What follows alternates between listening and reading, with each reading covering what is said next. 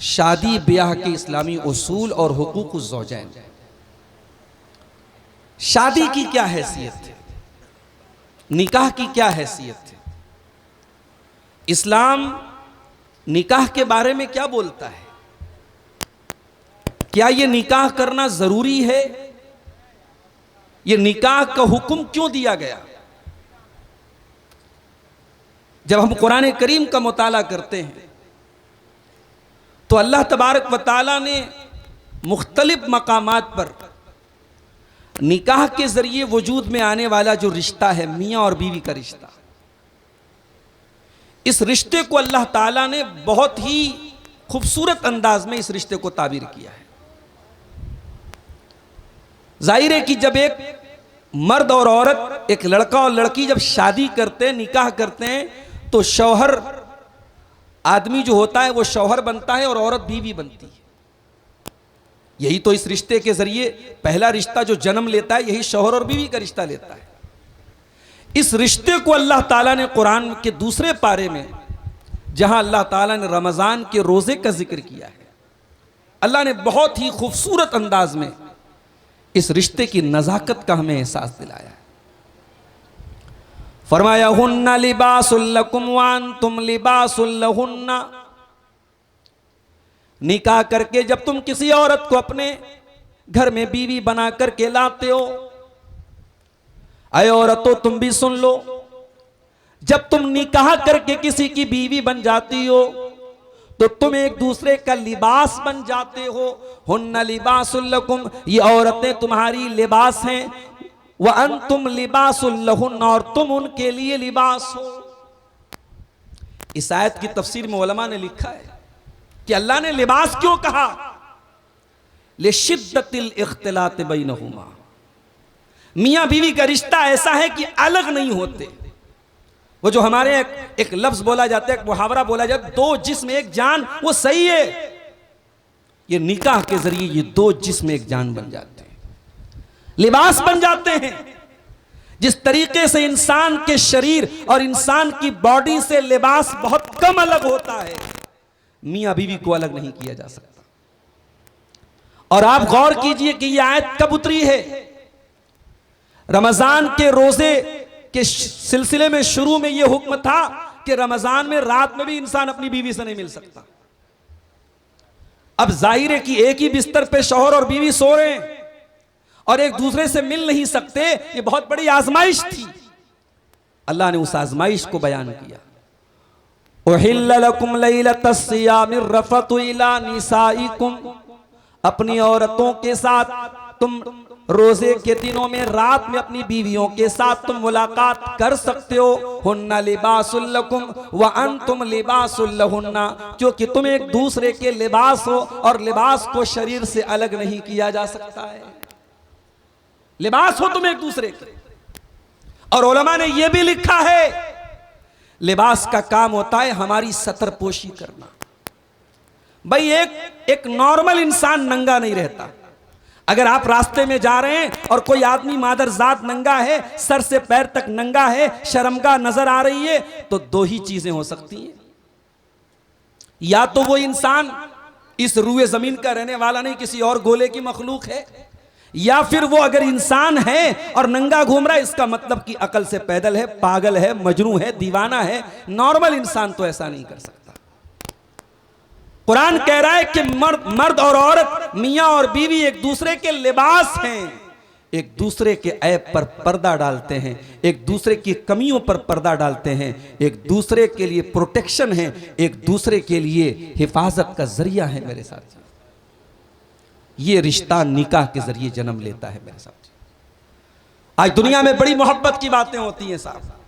कहीं फेसबुक पर मोहब्बत हो रही है, कहीं इंस्टाग्राम पर मोहब्बत हो रही है, कहीं सोशल मीडिया के जरिए प्यार और मोहब्बत की मीठी मीठी बातें हो रही हैं। अल्लाह की कसम, मोहब्बत के नाम पे जो ढकोसले चल रहे हैं, ये सारे ढकोसले फ्रॉड हैं, झूठे हैं, और ये वासना और हवस के जरिए। मोहब्बत तो एक ही होती है मेरे भाइयों, वो मोहब्बत जिसमें जिम्मेदारी का एहसास होता है। शौहर सुबह से लेकर शाम तक थकता है, पसीना बहाता है, और जब घर आता है और बीवी का मुस्कुराता हुआ चेहरा देखता है, दिन भर की सारी थकावट दूर हो जाती है, शौहर का सारा गम दूर हो जाता है। मोहब्बत तो ये है मेरे साथ। एक वो इंसान जो जिंदगी में अपने घर का कभी सौदा नहीं लाता था, आज निकाह के बाद अपनी बीवी की छोटी छोटी चीजें लेने के लिए मार्केट जाता है। ये जिम्मेदारी, ये रिस्पॉन्सिबिलिटी का एहसास ये निकाह के जरिए आता है। ये मोहब्बत है मेरे प्यारे साथियों। शादी आपको जिम्मेदार बनाती है, शादी आपको बताती है कि मोहब्बत क्या होती है। इसीलिए अल्लाह ताला कुरान करीम में फरमाता है, वमिन आयातिही अन खलक लकुम मिन अनफुसिकुम अज़वाजन लितस्कुनू इलैहा। मेरे बंदो, अल्लाह ताला की बहुत बड़ी निशानी ये भी है कि उसने तुम्हारे लिए तुम्हारे जोड़े बनाए, उसने तुम्हारे लिए तुम्हारी बीवियों को बनाया। और ये अल्लाह की अजीब व गरीब नेमत है, उसने तुम्हारे जोड़े तुम्हारे जिन्स में से बनाए। उसने मर्द की हमजिन्स बनाया, औरत को औरत का हमजिन्स बनाया, इंसानों में से एक दूसरे का जोड़ा बनाया। बाज औकात हम लोग एक चीज सुनते हैं कि साहब फला औरत पर जिन आशिक हो गया। ये कैसे हो सकता है भाई? जिन्नात और इंसान का कोई जोड़ा बनता ही नहीं है। इंसान का जोड़ा इंसान से बनता है। मर्द के अंदर अल्लाह ताला ने औरत के लिए कशिश रखी है, औरत के अंदर मर्द के लिए रखी है। और यही बात यहां अल्लाह कह रहा है कि अल्लाह ने तुम्हारे जोड़े बनाए। वजाल बैनकुम मवद्दतन व रहमा। और जब तुम निकाह कर लेते हो, किसी औरत को बीवी बना करके घर में ले आते हो, अल्लाह ताला उस मियां बीवी के रिश्ते के बीच में मोहब्बत पैदा कर देता है, रहमत पैदा कर देता है। अहले इल्म ने लिखा है कि मोहब्बत का ताल्लुक जवानी से है और रहमत का ताल्लुक बुढ़ापे से। 60 साल का बूढ़ा है, 60 साल की बूढ़ी है, दोनों बूढ़े हो चुके हैं। अब कोई अट्रैक्शन बाकी नहीं है, शरीर के अंदर कोई ताकत बाकी नहीं है। अब ना औरत खूबसूरत है, ना मर्द जवान है। अब जाहिर है वो जवानी की मोहब्बत तो नहीं है, वो अट्रैक्शन तो नहीं है, वो रिलेशनशिप तो नहीं है। लेकिन फिर भी वो 60 साल का 70 साल का बूढ़ा अपनी बूढ़ी के बगैर नहीं रहता, अपनी बुढ़िया के बगैर नहीं रहता। ये कौन सी मोहब्बत है? कुरान कहता है वजाल बैनकुम मवद्दतन व रहमा। हमने इस रिश्ते में मोहब्बत भी पैदा कर दी, रहमत भी पैदा कर दी। बुढ़ापे तक ये मोहब्बत चलती है। ये मोहब्बत जो निकाह के जरिए वजूद में आती है, ये मरते दम तक चलती है। ये मोहब्बत आज के दौर की मोहब्बत। आज मोहब्बत है, आज ब्रेकअप हो गया, आज मोहब्बत हुई, कल ब्रेकअप हो गया, फिर परसों पैचअप हो गया। अरे ये मोहब्बत है कि फास्ट फूड है भाई? ये आज हमारा फास्ट फूड का दौर है कि खाओ, लिखो और फेंको, यूज एंड थ्रो। आज मोहब्बत भी यूज एंड थ्रो बन गई है। माफ करना मेरे प्यारे साथियों, निकाह वाली जो मोहब्बत है, जो हलाल मोहब्बत है, जिस मोहब्बत को शरीयत ने मोहब्बत कहा है, वो यूज एंड थ्रो वाली मोहब्बत नहीं है, वो आखिरी दम तक साथ निभाने वाली मोहब्बत है। शादी नबियों की सुन्नत है मेरे साथियों। कुरान कहता है वलक़द अरसलना रुसुलम मिन क़ब्लिका वजअलना लहुम अज़वाजन व ज़ुर्रिया। ऐ नबी, हमने आपसे पहले भी बहुत सारे नबी भेजे और हमने उन नबियों को बाल बच्चों वाला बनाया, बीवी बच्चों वाला बनाया। वो नबी शादीशुदा थे, बीवी बच्चों वाले थे।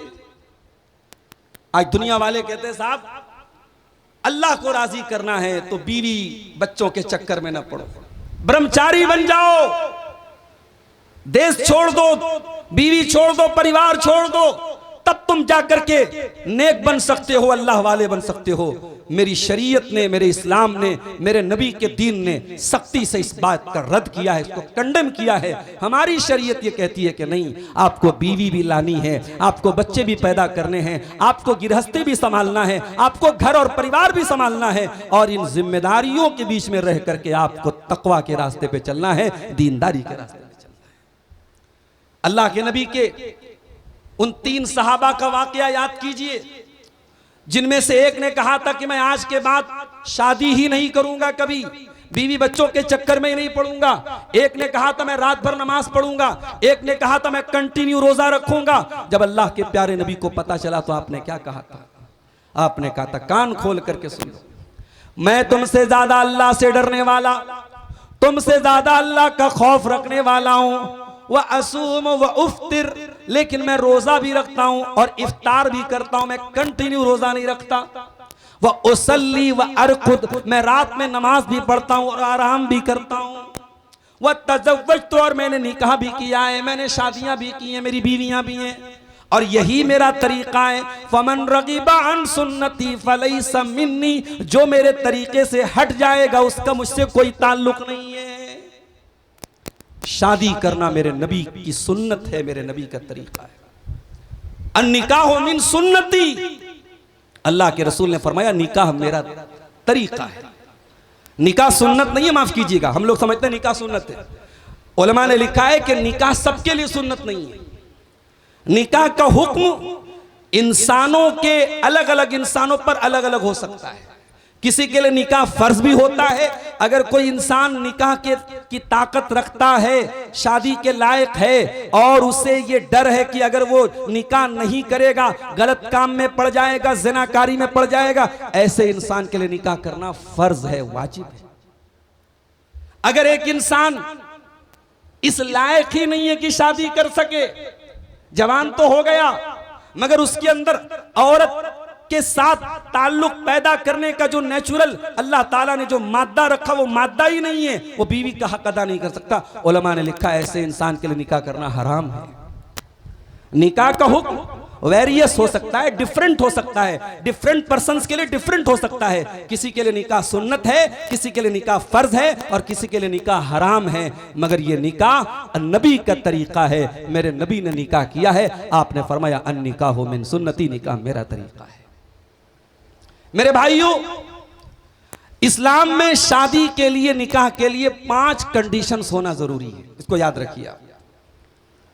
हमारे यहां शादियां हो रही हैं, अल्लाह माफ करे, हमारे पूरे शादी ब्याह के निजाम और सिस्टम में आज रस्मों रिवाज, दुनियादारी, बेहयाई, बेपर्दगी इतनी भरी हुई है कि अब तो ऐसा लगता है कि निकाह के मौके पर, शादी के मौके पर बस एक ही काम हम दीन वाला करते हैं, शरीयत वाला करते हैं कि मौलवी साहब आते हैं और निकाह का खुतबा देते हैं और इजाबो कबूल कराते हैं। बस वो जम के बेहयाई होती है, वो जम के बेपर्दगी होती है, वो जम के शरीयत के कवानीन की खिलाफ वर्जी होती है कि अल्लाह की पनाह। मेरे भाइयों, इस्लाम ने जो सिलेबस हमको दिया है जिंदगी गुजारने का, माफ करना, निकाह और शादी उस सिलेबस से बाहर की चीज नहीं है। आप कभी ये मत समझिएगा कि शादी ब्याह के मामले में हम आजाद हैं, अपनी मनमानी करें। इस्लाम ने जिंदगी गुजारने का जो सिलेबस दिया है उसी सिलेबस में निकाह भी है। इस मदरसा इस्लामिया में हदीस की किताबें पढ़ाई जा रही हैं। हमारे हजरत मौलाना अशफाक मदनी साहब सही बुखारी पढ़ा रहे हैं। आप कभी जाके उठाएं, सही बुखारी देखें, इसी मदरसे में जाके देखें, कोई भी हदीस की किताब देखें। आप हदीस की किताबों में बाकायदा किताबुन निकाह के नाम से एक बाब देखेंगे, एक चैप्टर देखेंगे। हदीस की किताबों में निकाह के मसाइल, निकाह का तरीका, निकाह के अहकाम बयान किए गए। इसका मतलब यह हुआ कि निकाह भी शरीयत का एक हिस्सा है। आप मनमानी नहीं कर सकते। आप रस्मों रिवाज के नाम पर, आप दुनियादारी के नाम पर, समाज में जो हो रहा है उसके नाम पर आप शादी ब्याह में अपनी मनमानी नहीं कर सकते। मेरे साथी, शादी में इस्लाम सबसे पहली शर्त यह लगाता है मर्द और औरत का राजी होना जरूरी है। जबरदस्ती की शादी इस्लाम में जायज नहीं है। या अय्युहल्लज़ीना आमनू ला यहिल्लु लकुम अन तरिसुन निसा करहा, ऐ ईमान वालो तुम्हारे लिए ये जायज नहीं है कि तुम जबरदस्ती औरत के मालिक बन जाओ। अरब में क्या होता था, कोई इंसान मर गया, उसकी वरासत बंट रही है, जमीन जायदाद बंट रही है, जमीन जायदाद के साथ साथ उसकी बीवी का बंटवारा होता था। बीवी भी वारिसों के हवाले होती थी। उसकी जिससे चाहते थे शादी करते थे, या खुद शादी कर लेते थे, या उस औरत को, उस बेवा औरत को जिंदगी भर शादी ही नहीं कर लेते थे। आज ना भारत में, हमारे मुल्क में आज औरत के हुकूक पर लंबी लंबी बातें हो रही हैं। बहुत नहीं, आप 200-300 साल पहले इसी भारत की सरजमीन का इतिहास उठा के देखिए। सती प्रथा होती थी इसी भारत की सरजमीन पर। पति के मरने के बाद पत्नी को जिंदा जला दिया जाता था पति की चिता पर। मेरी माँ और बहनों, अल्लाह का शुक्र अदा करो कि अल्लाह ने आपको इस्लाम जैसी नेमत से नवाजा है। इस्लाम ने औरत को जिंदगी गुजारने का राइट दिया, अधिकार दिया। औरत की अपनी एक जिंदगी है। शौहर के मरने के बाद 4 महीना 10 दिन की औरत इद्दत गुजारेगी, उसके बाद वो औरत इज्जत के साथ किसी से भी मुसलमान से शादी कर सकती है। इस्लाम ने बेवा औरत को शादी करने का अधिकार दिया है। इस्लाम किसी लड़की की जबरदस्ती शादी करने की इजाजत नहीं देता।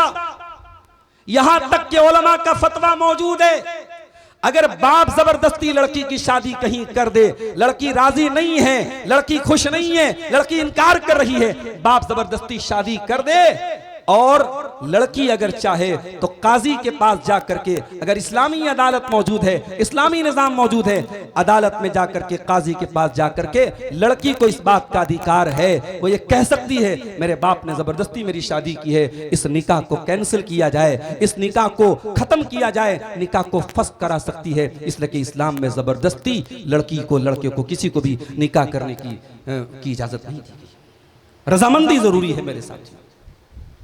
इसीलिए अल्लाह के प्यारे नबी ने शादी के पहले जब रिश्ता तय हो जाए तो आपने फरमाया जिस लड़की से तुम्हारा निकाह हो रहा है फंजुर इलैहा, उसको एक नजर देख लो। देखने की इजाजत दी गई। अजीब व गरीब बात है, आज रिश्ते तय होते हैं, लड़के के सारे घर वाले लड़की को देख लेते हैं, मगर लड़के को एक नजर जो शरीयत लड़की को देखने की इजाजत देती है, आज उसको हमारे समाज में बैन कर दिया गया। अगर लड़का ये कह दे कि मैं एक बार लड़की को देखना चाहता हूं तो बवाल हो जाता है कि साहब ये कैसी बात कर रहा है। शरीयत ने इजाजत दी है कि एक नजर अपनी होने वाली बीवी को देख ले, ताकि बाद में ये शिकवा ना रहे कि मैंने नहीं देखा। और आजकल तो माशाल्लाह एआई का दौर है, फिल्टर का दौर है, गोरा कब काला बन जाए, काला कब गोरा बन जाए, जवान कब जो है बूढ़ा बन जाए। आजकल मोबाइल से, कैमरे से कुछ भी हो सकता है, तो फोटो का कोई भरोसा नहीं है। डायरेक्ट एक इंसान अपनी होने वाली बीवी, रिश्ता तय हो जाए, बात पक्की हो जाए, तो एक नजर उसको देखने की इजाजत दी है शरीयत। ये इस्लाम का उसूल बता रहा हूं आपको। लड़की का राजी होना भी जरूरी है। ला तुनकहुल अय्यमु हत्ता तुस्तामरा वला तुनकहुल बिकुर हत्ता तुस्ताजना। नबी ने फरमाया औरत चाहे कुंवारी हो, औरत चाहे बेवा हो, औरत चाहे मुतल्लका हो, उसकी मर्जी के बगैर, उसकी इजाजत के बगैर निकाह नहीं किया जा सकता। साहबा ने कहा अल्लाह के नबी, कुंवारी लड़की से कैसे कोई इजाजत देगा?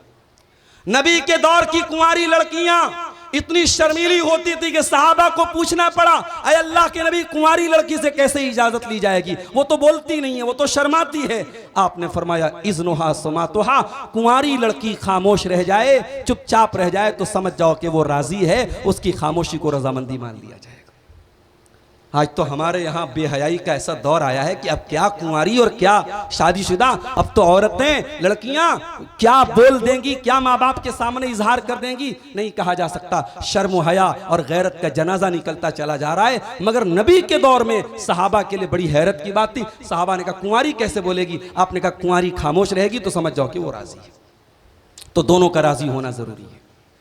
दूसरी कंडीशन, लड़की की शादी के लिए लड़की के वली का राजी होना जरूरी है। अब लड़की का वली कौन हो सकता है? बाप जिंदा है तो बाप होगा, बाप अगर नहीं है तो उसका शरीयत ने क्राइटेरिया बनाया है कि बाप अगर नहीं है तो कौन कौन उसका वली हो सकता है। किसी कंडीशन में भाई भी हो सकता है, किसी कंडीशन में दादा भी हो सकता है, किसी कंडीशन में नाना भी हो सकता है, वो एक अलग मसला है। लेकिन वली का राजी होना, वली की इजाजत का होना जरूरी है।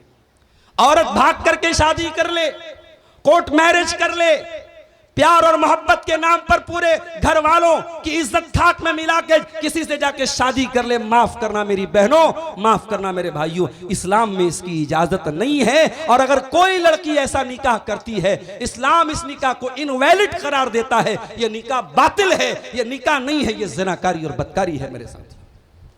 अल्लाह के प्यारे नबी फरमाते हैं अय्युम इम्रातिन नकाहत बगैर इज़्न वलियहा फनिकाहुहा बातिलुन। जो औरत बगैर अपने वली की इजाजत के निकाह करती है वो निकाह बातिल है, बातिल है, बातिल है।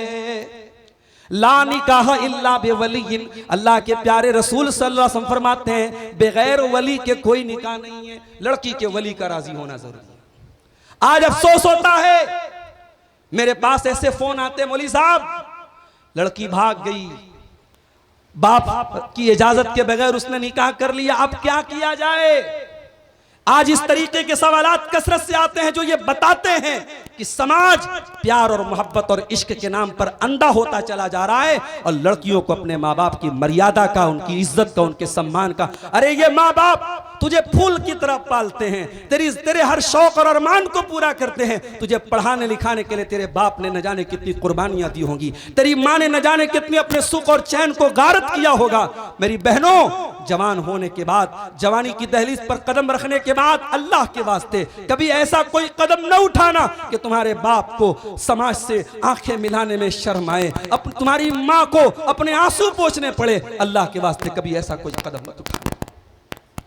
आज मैं दिल्ली और मुंबई जैसे बड़े शहरों की बात नहीं कर रहा हूं, आज छोटे छोटे कस्बों और देहातों में भी इस तरीके की घटनाएं होने लगी हैं। मुसलमान लड़की कॉलेज में पढ़ती है, कंप्यूटर की कोचिंग कर रही है, इंग्लिश स्पोकन कोचिंग कर रही है, किसी गैर मुस्लिम लड़के के साथ अफेयर होता है, लड़की उस गैर मुस्लिम लड़के के साथ उसके साथ ताल्लुक बनाती है और उसके बाद एक दिन खबर आती है, लड़की अपने घर वालों को फोन करके कहती है मैं घर छोड़ के फलां के साथ जा रही हूं, मैंने शादी कर ली है, मैंने कोर्ट मैरिज कर ली है। अगले दिन यह खबर आती है कि रजिस्ट्रार के सामने लड़की ने जाकर के अपना धर्म भी परिवर्तन कर लिया, अपना मजहब भी बदल दिया, इस्लाम को छोड़ दिया। मेरे भाइयों, इस्लाम इतना हकीर तो नहीं था, इस्लाम इतना सस्ता तो नहीं था कि किसी ने आई लव यू बोल दिया, किसी ने प्यार और मोहब्बत के चंद जुमले बोल दिए, हमारी बहन ने जाकर के अपना ईमान लुटा दिया, हमारी बहनों ने अपनी तौहीद को जाके लुटा दिया। मेरी बहनों, मेरे भाइयों, ये तौहीद वो नेमत है जिसको पाने के लिए, जिसको बचाने के लिए सहाबा ने गर्दनें कटा दी, सहाबियात ने जिंदगी कुर्बान कर दी, सहाबा ने घर बार छोड़ दिए, बाल बच्चे कुर्बान कर दिए। इस तौहीद की नेमत को, इस दीन की नेमत को इतना हकीर न जानो मेरे साथियों, मेरे भाइयों, मेरी बहनों, इस तौहीद की, इस दीन की हिफाजत करो। वली की इजाजत के बगैर इस्लाम निकाह की इजाजत नहीं देता। इस्लाम में निकाह की तीसरी कंडीशन 2 गवाहों का होना जरूरी है। ला निकाह इल्ला बिवलिय्यिन व शाहिदै अदलिन। अल्लाह के नबी फरमाते, सही इब्न हिब्बान की सही रिवायत है कि निकाह में वली का राजी होना जरूरी है और 2 गवाहों का होना जरूरी है। और चौथी कंडीशन, निकाह हो रहा है तो बीवी को मेहर भी आपको देना है। कुरान के 5वें पारे की स्टार्टिंग देखिए, 4थे पारे के आखिर में अल्लाह ताला ने उन औरतों की लिस्ट बयान की। हुर्रिमत अलैकुम उम्महातुकुम, माँ से शादी नहीं कर सकते, बहन से नहीं कर सकते, खाला से नहीं कर सकते, फूफी से नहीं कर सकते, भांजी से नहीं कर सकते, भतीजी से नहीं कर सकते, एक साथ 2 बहनों से नहीं कर सकते, सास से नहीं कर सकते। अल्लाह ने पूरी लिस्ट बयान की। उसके बाद अल्लाह ने 5वें पारे के शुरू में क्या कहा, वो उहिल्ल लकुम मा वराअ ज़ालिकुम अन तब्तगू बिअमवालिकुम मुहसिनीन गैर मुसाफिहीन। ऐ ईमान वालो, जिन औरतों का तस्करा किया गया, इन औरतों के अलावा तुम जिससे चाहे निकाह कर सकते हो, शादी कर सकते हो। शर्त यह है कि तुम उन औरतों को उनका मेहर दे दो। मुहसिनीना गैर मुसाफिहीना, उनको उन औरतों का मेहर दे दो। और निकाह करने का मकसद सिर्फ अपनी शहवत पूरी करना ना हो, अपनी डिजायर पूरी करना ना हो, बल्कि निकाह करने का मकसद घर बसाना हो, परिवार बसाना हो, जिंदगी गुजारना हो। इस मकसद के साथ तुम किसी भी औरत से निकाह कर सकते हो, किसी मुसलमान औरत से। तो मेहर भी देना ये जरूरी है मेरे प्यारे साथियों। तो ये निकाह की शर्तें हैं जो इस्लाम ने हमें बताई। और ये भी याद रखिए, निकाह के बारे में अल्लाह के नबी ने यह भी फरमाया कि खैरुन निकाही ऐसरुहु, सबसे बेहतरीन निकाह वो है जो सबसे आसानी के साथ सबसे कम खर्च में किया जाए। अभी मेरे पास हैदराबाद के एक नौजवान आए बनारस में, कहने लगे मौलाना साहब आपके यहाँ एक लड़की की शादी करने पर आमतौर से कितना खर्च होता है। मैंने कहा कि एक मिडिल क्लास आदमी अगर लड़की की शादी करता है, मामूली दावत भी अगर देता है, तो कम से कम 2 लाख रुपया हमें हमारे यहाँ खर्च होता है आमतौर से। उन्होंने कहा हमारे हैदराबाद में कम से कम 5 से 6 लाख रुपया खर्च होता है, क्योंकि 2 लाख का तो हमारे यहाँ मैरिज लॉन बुक किया जाता है। कहा कि बाप कर्जे लेता है, बाप बैंक से लोन लेता है, बाप लोगों से ज़कात खैरात की मदद लेता है और मैरिज हॉल बुक करके बारातियों को खाना खिलाता है और बड़े धड़ल्ले से धूमधाम से शादी करता है। मेरे साथियों, इस्लामी तारीख में कभी यह दौर नहीं देखा गया कि लड़की की शादी करने के लिए लड़की के बाप को ज़कात मांगनी पड़ी हो। आज हमारी रस्म और रिवाज की इन जंजीरों ने, इन बेड़ियों ने हमें यहां लाके खड़ा कर दिया है। एक गरीब इंसान को अगर 3-4 बेटियां हो, वो बेचारा वक्त के पहले बूढ़ा हो जाता है। उसकी औरत बेचारी ब्लड प्रेशर और शुगर की मरीजा हो जाती है। इन जवान बेटियों की शादी कैसे करूंगी, इनकी शादी कैसे करूंगा, ये सोच बूढ़े माँ बाप को मेरे भाइयों वक्त के पहले बूढ़ा बना देती है। माफ करना मेरे साथियों, शादी ब्याह की ये रस्में खत्म तकरीरों से नहीं होगी, ये कॉन्फ्रेंसों से नहीं होगी। ये जब तक समाज के वो लोग जिनको अल्लाह ने नवाजा है, पैसा भी है, दौलत भी है, लेकिन उनको कदम आगे बढ़ाना होगा, उनको ये गट्स पैदा करना पड़ेगा, ये हिम्मत करनी पड़ेगी कि हाँ हमारे पास है सब कुछ, मगर हम सादगी के साथ सिंपल तरीके से निकाह करेंगे। हमारी बेटी की शादी हो रही है, हम कोई जहेज नहीं देंगे। हमारे लड़के की शादी हो रही है, हम कोई बारात का चक्कर नहीं रखेंगे जब तक समाज के खुशहाल तबके के लोग और बड़े लोग इसकी पहल नहीं करेंगे। आज मसला ये है कि ये सारी चीजें स्टेटस बन चुकी हैं, समाज का एक हिस्सा बन चुकी हैं, और लोअर क्लास और मिडिल क्लास के जो गरीब लोग हैं, जो औसत दर्जे के लोग हैं, आज वो इस स्टेटस और इस रस्म को निभाने के चक्कर में कर्जे ले रहे हैं और भीख मांग मांग करके अपनी बेटियों की शादी कर रहे हैं। तो शादी के उसूल पर आपने चंद बातें सुनी। अब थोड़ी सी 3:30 बजने वाले हैं, अब 15-20 मिनट का वक्त हमारे पास है। हमारा मौजू का जो दूसरा पार्ट था, मियाँ बीवी के हुकूक क्या है। मेरे भाइयों, बीवी का हक क्या है ये मैं बाद में बताऊंगा, शौहर का हक क्या है मैं बाद में बताऊंगा। आइए पहले चंद चीजें जो म्यूचुअल हैं, जो शौहर को भी चाहिए, बीवी को भी चाहिए कि वो ख्याल रखे शादी के बाद, वो हम पहले उसको देख लेते हैं। जब एक लड़का लड़की शादी के बंधन में बंध जाएं, शौहर और बीवी बन जाएं, तो शरीयत क्या कहती है कि दोनों एक दूसरे के साथ भलाई के साथ रहे।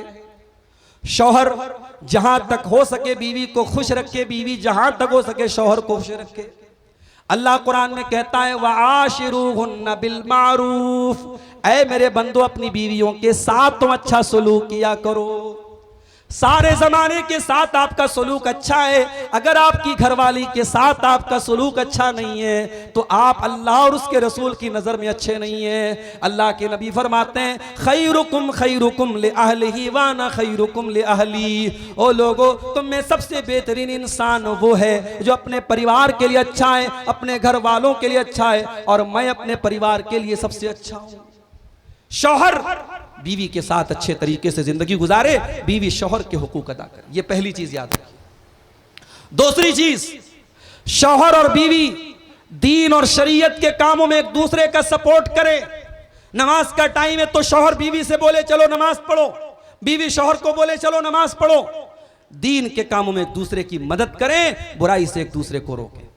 कुरान कहता है वतावनु अलल बिर्रि वत्तक़वा वला तावनु अलल इस्मि वल उद्वान। ऐ ईमान वालो, नेकी के कामों में, तकवा के कामों में एक दूसरे की मदद करो, और गुनाह के काम में एक दूसरे की मदद मत करो।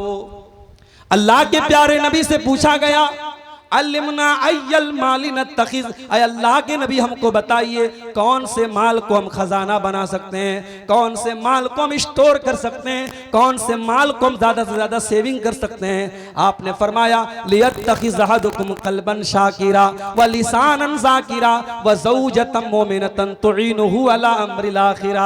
ऐ मेरे सहाबा, अगर तुमको कोई खजाना ही बनाना है, अगर दौलत ही अपने घर में इकट्ठा करना है, तो 3 चीजों को खजाना बना लो, 3 चीजों को उसकी सेविंग कर लो, 3 चीजों को अपने घर में स्टोर कर लो। कल्बन शाकिरा, अपने सीने में ऐसा दिल पैदा कर लो जो अल्लाह ताला का शुक्र अदा करने वाला हो, जिस दिल के अंदर नाशुक्री ना हो, जो अल्लाह के एहसानात पर अल्लाह का शुक्रिया अदा करता हो। वह लिसानन ज़ाकिरा, और ऐसी जबान अपने अंदर पैदा कर लो जो अल्लाह का जिक्र करने वाली हो, जो अल्लाह को याद करने वाली हो। वह ज़ौजतन मुमिनतन तुईनुहु अला अम्रिल आखिरा, और ऐ मेरे सहाबा, ऐसी नेक बीवी को अपने घर में लेके आ जाओ जो दीन के कामों में तुम्हारी मदद करे। माफ करना मेरे साथ, ये पूरा माहौल क्यों खराब बना है? क्योंकि हमने शादी ब्याह में सबसे लास्ट में अगर किसी चीज को रखा है तो दीनदारी को रखा है।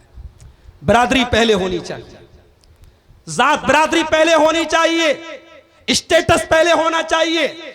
हमारे घर में आने वाली बहू बिल्कुल हूर परी जैसी हो, खूबसूरत हो, खूबसूरती पहले होनी चाहिए।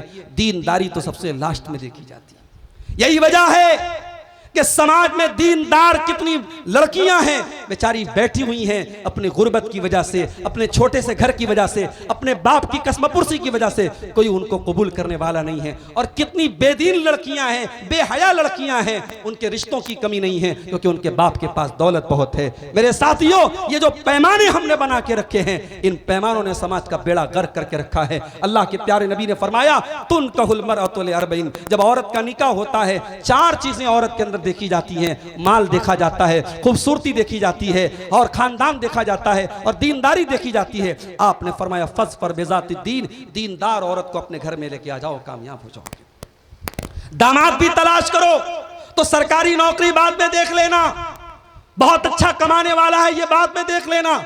अपनी लड़की के लिए जब दामाद तलाश करने जाओ, अपने लिए दामाद और अपनी लड़की के लिए जब शौहर तलाश करने जाओ तो दीनदारी को पहले देखा करो मेरे प्यारे साथी। हजरत सईद इब्न मुसय्यब के पास एक आदमी आया, उसने कहा मेरी बेटी के बड़े रिश्ते आ रहे हैं, एक से एक रिश्ते आ रहे हैं, पैसे वाले रिश्ते आ रहे हैं, मैं किससे अपनी लड़की की शादी करूं? हजरत सईद इब्न मुसय्यब ने कहा ज़व्विजहा तक़ी, अपनी बेटी की शादी किसी मुत्तकी इंसान से कर दो, अपनी बेटी की शादी किसी मुत्तकी से करना। इन अहब्बहा अकरमहा, अगर वो नेक और मुत्तकी इंसान तुम्हारी बेटी से मोहब्बत करेगा तो इज्जत देगा, और अगर बेटी से मोहब्बत नहीं भी करेगा तो जलील नहीं करेगा, तुम्हारी बेटी के साथ कोई ऐसा सुलूक नहीं करेगा तुम्हें समाज में रुसवा होना पड़े। तकवा और दीनदारी को देखना। आज हमने अपनी बच्चियों को क्या बना दिया मेरे भाइयों?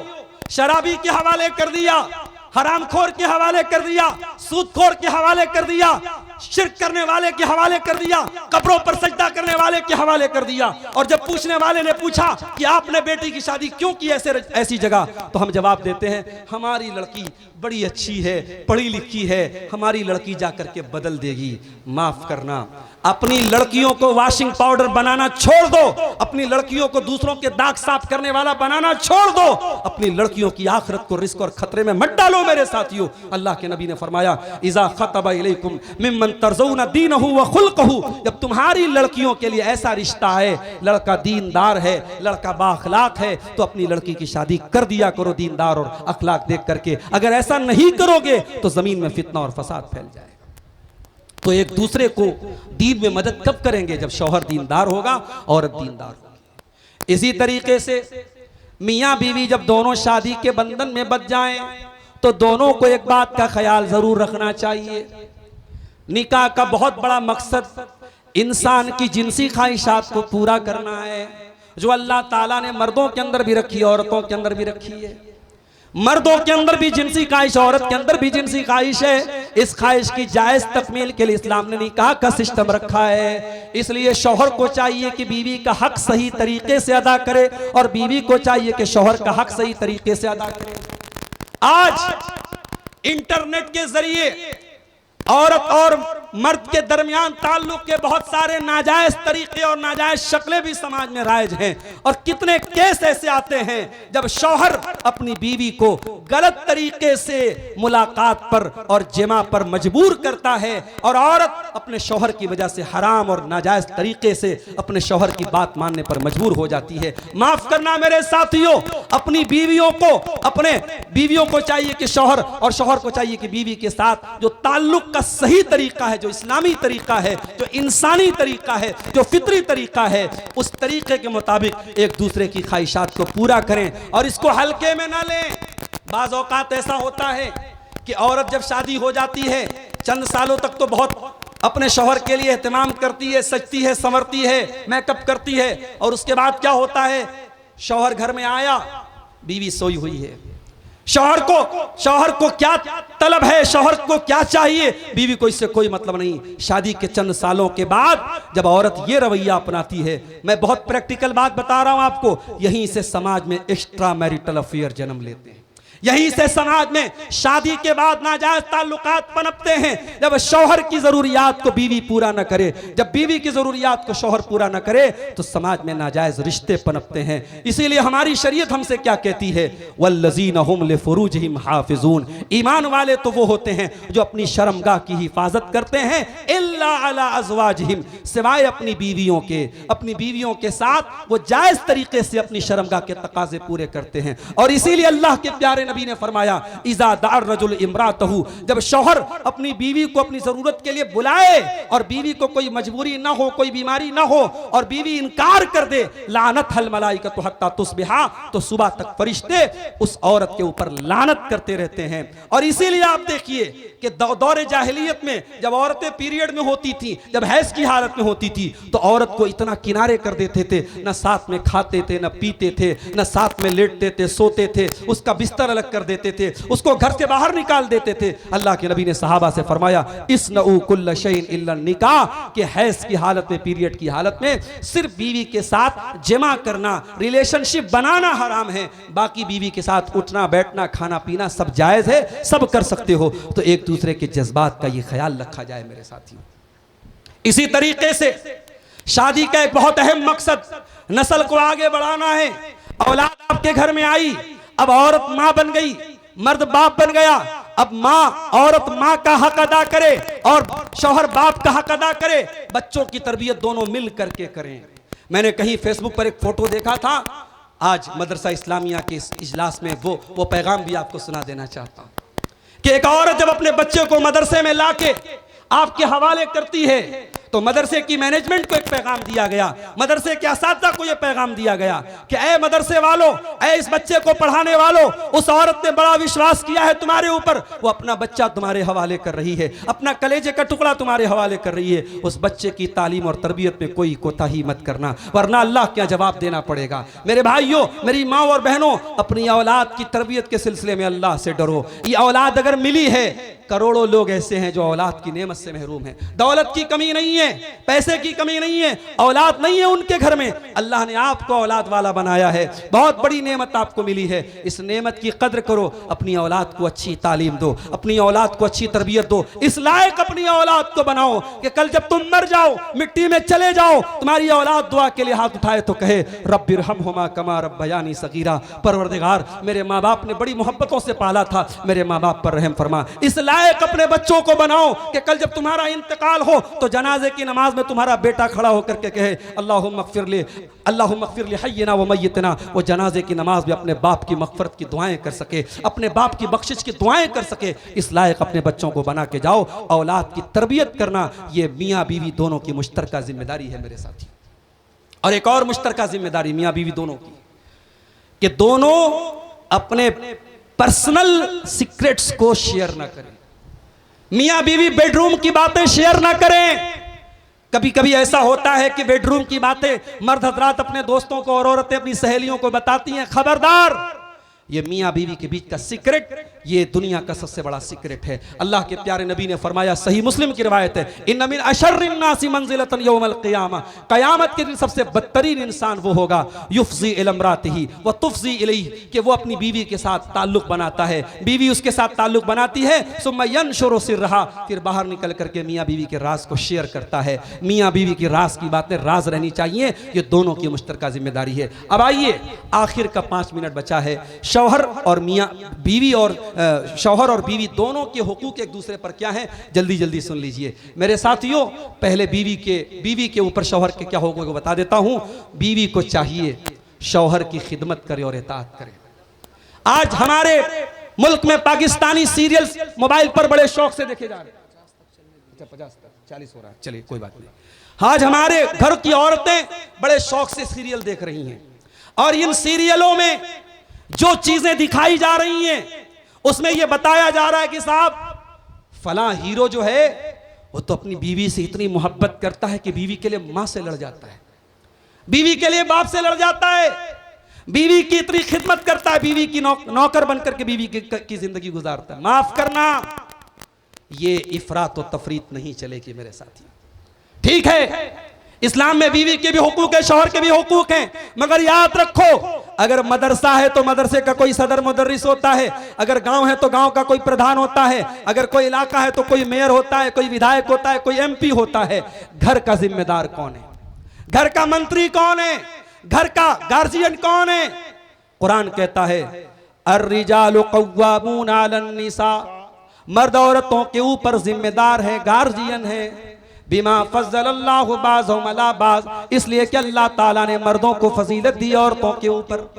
याद रखो मेरी प्यारी माँ बहनों, ये कुरान की आयत है जो कयामत तक एप्लीकेबल है। अल्लाह ने मर्दों को औरतों के ऊपर फजीलत दी है और जिंदगी की गाड़ी में अल्लाह ताला ने मर्द को औरत से सुपीरियर बनाया है। जिंदगी की गाड़ी में अल्लाह ने मर्द को गार्जियन बनाया है। अगर औरत शौहर को गार्जियन नहीं मानेगी, औरत अगर शौहर की इताअत नहीं करेगी तो घर कभी नहीं चल सकता, जितनी भी पढ़ लिख करके काबिल हो जाए। औरत पायलट बन जाए, औरत मिलिट्री ऑफिसर बन जाए, लेकिन घर में जब बीवी बन करके आएगी तो उसको शौहर के ताबे हो करके रहना पड़ेगा। और औरतें याद रखें, इसमें कोई उनकी तौहीन नहीं है। ये जिंदगी ऐसी बनाई है अल्लाह ताला ने, जो काम औरत का है वो औरत को करना है, जो मर्द का है वो मर्द को करना है। किसी आलिम दीन ने दूसरे आलिम दीन से पूछा था कि मौलाना साहब, आज औरतें पायलट बन चुकी हैं, हवाई जहाज चला रही हैं, कहीं ऐसा तो नहीं कि हम अपनी औरतों पर अत्याचार कर रहे हैं? हमारी औरतें पायलट नहीं बन रही हैं, हमारी औरतें इतनी तरक्की नहीं कर रही, कहीं हम अपनी औरतों पर जुल्म तो नहीं कर रहे हैं? तो दूसरे आलिम दीन ने बड़ा प्यारा जवाब दिया था। कहा था, हजरत शेख, ये औरत जो पायलट बनी है, जो हवाई जहाज चला रही है, अगर ये औरत न चलाती इसकी जगह कोई मर्द ये काम कर सकता था। मगर औरत जो माँ का काम करती है, अगर औरत माँ का काम न करे तो दुनिया का कोई मर्द माँ नहीं बन सकता। औरत बीवी का काम न करे, दुनिया का कोई मर्द बीवी नहीं बन सकता। औरत अपने माँ, बेटी और बीवी के रूप में अगर वो अपनी जिम्मेदारी को पूरा न करे तो मर्द हजरात ये जिम्मेदारी कभी अदा नहीं कर सकते। मेरे अजीजों, आज मगरिबी तहजीब ने, इंटरनेट ने, इन सीरियलों ने हमारी औरतों से उनकी नजाकत को छीन लिया और मर्दों को इन औरतों का गुलाम बना के रख दिया और समाज को ये सोच दे दी कि साहब, मर्द तो अच्छा मर्द वो है जो औरत की जूतियां उठा के सीधी करे, जो औरत के लिए बाप से लड़ जाए। नहीं, बाप से लड़ना नहीं है आपको। बीवी का हक अदा करना है, बाप को बाप का दर्जा देना है, माँ को माँ का दर्जा देना है। और मेरी बहनों, आपको अपने शौहर की इताअत करना है, शौहर की बात मानना है। हाँ, शौहर गलत बात बोले मत मानो, लेकिन शौहर की बात अगर सही है तो आपको मानना है। शौहर का यह हक है, अगर शौहर घर में मौजूद है, आपको नफिल रोजा रखना है, चाहे शव्वाल का रोजा रखना हो, चाहे मुहर्रम की 10 तारीख का रोजा रखना हो, चाहे अरफा का रोजा रखना हो, आपको नफली रोजा रखना है तो शौहर की इजाजत के बगैर आप नफिल रोजा नहीं रखेंगी। शौहर अगर इजाजत दे रहा है, ठीक है भाई, तुम रख लो अरफा का रोजा, कोई हर्ज की बात नहीं। आपको शरीयत कहती है कि आपके लिए जायज नहीं, शौहर की इजाजत के बगैर आप नफिल रोजा रखें। क्यों? क्योंकि 12-13 घंटे रोजे की हालत में जब आप रोजा रख लेंगी तो फजर से लेकर के मगरिब तक अब शौहर आपके करीब नहीं आ सकता। ये रिस्ट्रिक्शन और पाबंदी शौहर पर लग जाएगी, और ये पाबंदी शौहर की इजाजत के बगैर लगे। इस्लाम इसकी इजाजत रमजान के अलावा बाकी नफिल रोजे में नहीं देता है। इसी तरीके से औरत को शौहर का शुक्रगुजार होना चाहिए। शौहर मेहनत किसके लिए करता है? शौहर किसके लिए कमाता है? किसके लिए अपना आराम और सुकून कुर्बान करता है? उस शौहर की तमाम कुर्बानियों पर मेरी बहनों, अगर शौहर आपका पसंदीदा सूट न ला सके, आपका पसंदीदा जेवर न ला सके, आपका पसंदीदा सामान ना ला सके, तो ये कह करके अपने शौहर की कुर्बानियों पर पानी मत फेर दिया करो कि आज तक आपने मुझे कौन सी खुशी दी है। ये कह करके अपने शौहर की कुर्बानियों पर पानी ना फेरा करो। अल्लाह के नबी ने फरमाया, ऐ औरतों, तुम जहन्नम में बहुत जाओगी। सहाबा ने पूछा, सहाबियात ने पूछा, औरतें जहन्नम में क्यों ज्यादा जाएंगी? आपने फरमाया, तुक्सिरन लान व तकफुरन अशीर, ऐ औरतों, तुम बहुत ज्यादा लान तान करती हो और शौहर की नाशुक्री करती हो। इसी तरीके से औरत को चाहिए कि शौहर घर में आए तो अपने आप को बन ठन करके सवर करके रहे। आज अफसोस की बात है, हमारी औरतें कहीं घूमने फिरने जाती हैं, शादी ब्याह में जाती हैं, तो बिल्कुल अपने आप को मलके हुस्न बना के निकलती हैं, मेकअप और अपने आप को खूबसूरती के तमाम आलात से लैस होकर के निकलती हैं। और शौहर जब घर में आता है उसके लिए कोई एहतिमाम नहीं, वही बदबूदार कपड़ा, वही मसाले की बदबू, वही तेल से सना हुआ कपड़ा। ये गलत है मेरी बहनों, ये नाइंसाफी है, ये शौहर के हुकूक की हक तलफी है। अल्लाह के नबी से पूछा गया, कौन सी औरत सबसे बेहतरीन है? आपने फरमाया, अल्लती तसुर्रहु इज़ा नज़र, जब शौहर देखे तो खुश हो जाए, जब शौहर अपनी बीवी को देखे तो खुश हो जाओ। इतनी मोहब्बतें निछावर कर दो अपने शौहर के लिए कि किसी पराई औरत को कभी देखने की उसे जुर्रत ना हो। इतनी मोहब्बतें कुर्बान कर दो अपने शौहर के लिए। अल्लती तसुर्रहु इज़ा नज़र, जब शौहर देखे तो खुश हो जाए। व तुतीहु इज़ा अमर, और जब शौहर किसी बात का हुक्म दे तो बीवी माने। वला तुखालिफहु फी नफ्सिहा व मालिही बिमा यकरा, और शौहर की नाफरमानी न करे अपनी आबरू के सिलसिले में और शौहर के माल के सिलसिले में।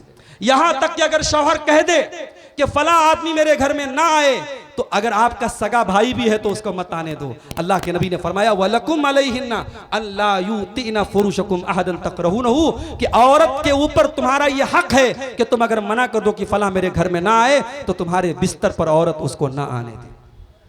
तो ये हो गए शौहर के हुकूक बीवी के ऊपर।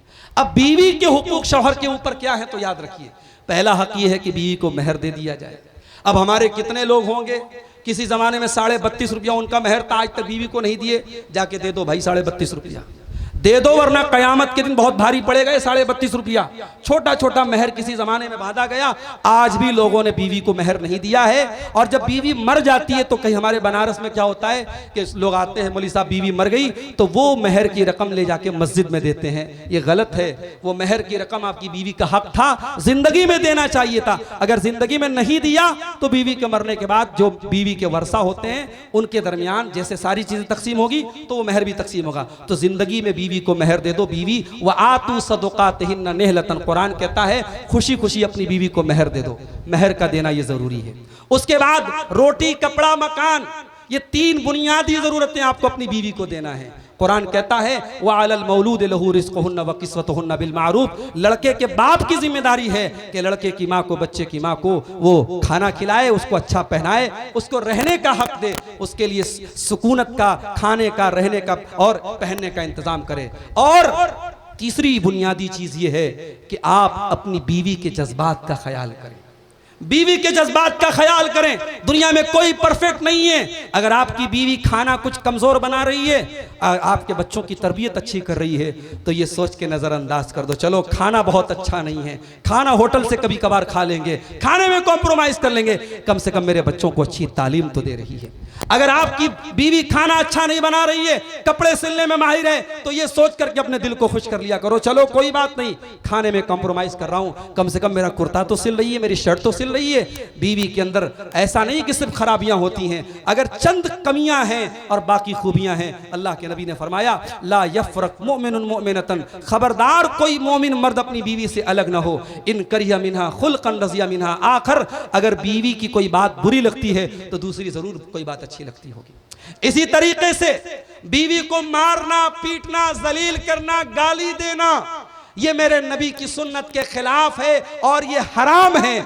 बहुत मजबूरी में औरत पर हाथ उठाने की इजाजत दी गई है। आम हालात में आप बीवी को मार पीट नहीं सकते। अल्लाह के नबी ने फरमाया ला ज़रर वला ज़िरार, इस्लाम में न अपने आप को नुकसान पहुंचाने की इजाजत है न किसी और को नुकसान पहुंचाने की इजाजत है। एक सहाबी हैं, उनका नाम था मुआविया इब्न हीदा, वो अल्लाह के नबी के पास आते हैं और आकर के कहते हैं मा हक़्क़ु ज़ौजती अहदिना अली, अय अल्लाह के नबी बीवी का हक क्या है हमारे ऊपर, बीवी का हक क्या है हमारे ऊपर। आज कोई ये नहीं पूछता कि बीवी का हक क्या है, सब लोग ये पूछते बीवी को क्या करना चाहिए। सहाबी ने पूछा है अल्लाह के नबी बीवी के साथ मुझको क्या करना चाहिए। आपने फरमाया अंतुतिमहा इज़ा तुइमता व तक्सुहा इज़ा तसैता, जो तुम खाओ बीवी को खिलाओ, जो तुम पहनो, जिस स्टैंडर्ड का, जिस मेयार का कपड़ा पहनो वैसा अपनी बीवी को पहनाओ। वला तज़रिबिल वजहा, और कभी बीवी के चेहरे पर हाथ न उठाओ। वला तुकब्बे, और कभी गाली गलौज मत करो। वला तहजुर इल्ला फिल बैत, और जितना भी झगड़ा हो जाए घर की बात घर के बाहर न जाए। ये शौहर की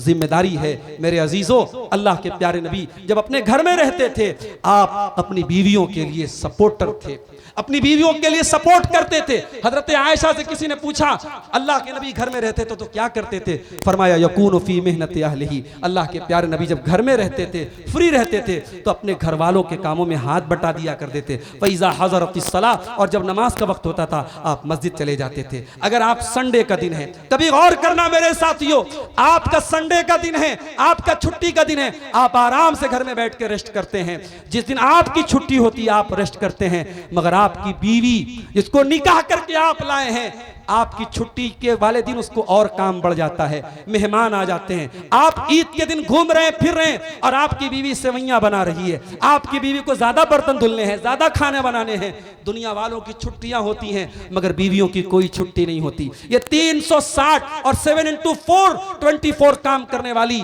ये मुलाजमा ये फ्री में आपको मिली है। ये आपकी खिदमत करने वाली, आपके बच्चों का ख्याल करने वाली, आपके घर को घर बनाने वाली ये औरतें 3-4 दिन के लिए मायके चली जाएं तो कमरा कमरा बताने लगता है कि कमरे से कोई चला गया है, बिस्तर की शिकनें बताने लगती हैं कि बिस्तर से कोई चला गया है। इसलिए मेरे भाइयों, इस रिश्ते की कदर करो, इस रिश्ते को बचा के रखो।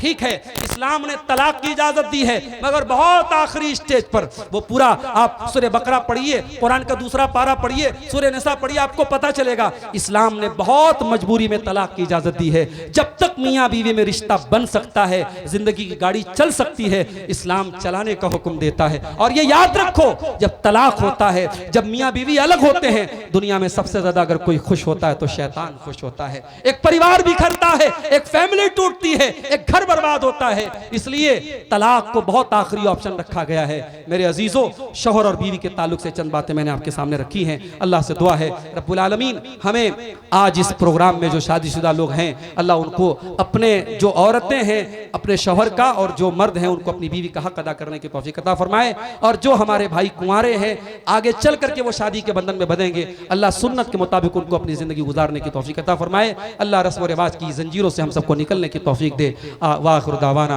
अनिल हम्दुलिल्लाहि रब्बिल आलमीन। वस्सलामु अलैकुम व रहमतुल्लाह।